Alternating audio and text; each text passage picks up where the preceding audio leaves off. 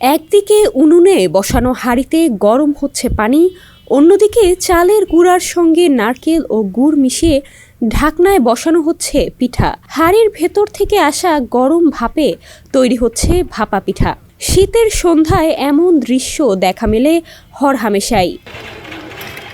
তেমনি সুনামগঞ্জে বেনু মাধব দাস ও রিপন দাস নামের দুই ভাইয়ের শীতের পিঠার দোকান, যেটি চলে প্রতিদিন সন্ধ্যা থেকে রাত 11টা পর্যন্ত। গরম গরম পিঠার এই দোকানে দামে কম হওয়ায় ক্রেতাদের উপচে পড়া ভিড়। পিঠাগুলো খেয়ে ভালো লাগছে, মানে শীতের সময় এইসব পিঠা খেলে মানে খুব ভালো লাগে, মানে একটু আনন্দ করে দেয় পিঠাগুলো, মানে কম দামে পাওয়া যায় এইসব পিঠা। আর এই যে ভর্তাগুলো আছে তো এর জন্য আরো ভালো লাগে। সুতি ভর্তা আছে, অনেকগুলো ভর্তা আছে, সরিষা ভর্তা আছে, প্রতিদিনে 4-5 টাকা খাই যায়। এই সময় আসে দাম 10 টাকা করে পার পিস। এর জন্য ভালো, একটু শীত লাগছে, পিঠা খাওয়ার জন্য খাইলাম, খাওয়ার পরে শরীরটা গরম হয়ে গেল, খুব ভালো। বাবা পিঠা বলে কেউ পিঠা বলে।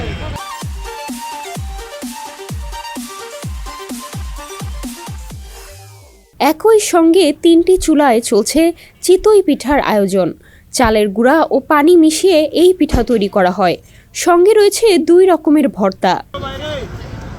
এই দুই ভাই শীত মৌসুমে পিঠা বিক্রি করছেন প্রায় 8 বছর ধরে। দিনে ভ্যানে করে সবজি বিক্রি করলেও সন্ধ্যায় পিঠা বানিয়ে বিক্রি করেন তারা। শীতের সিজনে এই পিঠাগুলো বানাই, ভাপা পিঠা, চিতল পিঠা, ডিম পিঠা, সিদ্ধ ডিম। প্রত্যেক শীতের সিজনে এগুলো বেশি কাস্টমার খায়। শুটকি ভর্তা, সরিষা ভর্তা,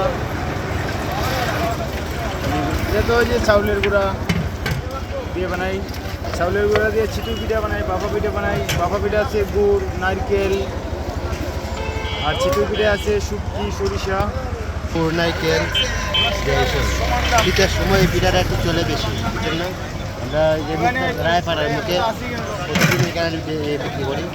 মোটামুটি ধরনের কিছু কাস্টমার আসে, ও 1000-3000 টাকা বিক্রি করি সকালে নাকি সবজি নিয়ে, আর রাত্রে তোমার বেশি পিঠা। প্রতিটি ভাপা পিঠা 10 টাকা ও চিতই পিঠা 10 টাকা করে বিক্রি করেন তারা। দিনে 3000 টাকার পিঠা বিক্রি করতে পারেন বলে জানিয়েছেন তারা। 10 টাকা পিস বিক্রি করি, 3000 টাকার মতো বেচা যায়।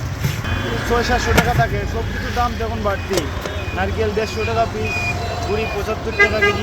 এটা আছে খালি কোনো রকম পাল চলতেছে, এতটা কোনো ইয়ে না যে আমি হার লাভ করতে পারি না, জন্য আগে আসে কি ডাল ভাত খাই। মোটামুটি এই যে দেখেন আপনারা কিছু পার্সেল গেলে পরে একটু ইয়ে হবে, বুঝছেন না। সুনামগঞ্জ প্রতিনিধি পঙ্কজদের পাঠানো তথ্যচিত্রে ডেস্ক রিপোর্ট, সমকাল।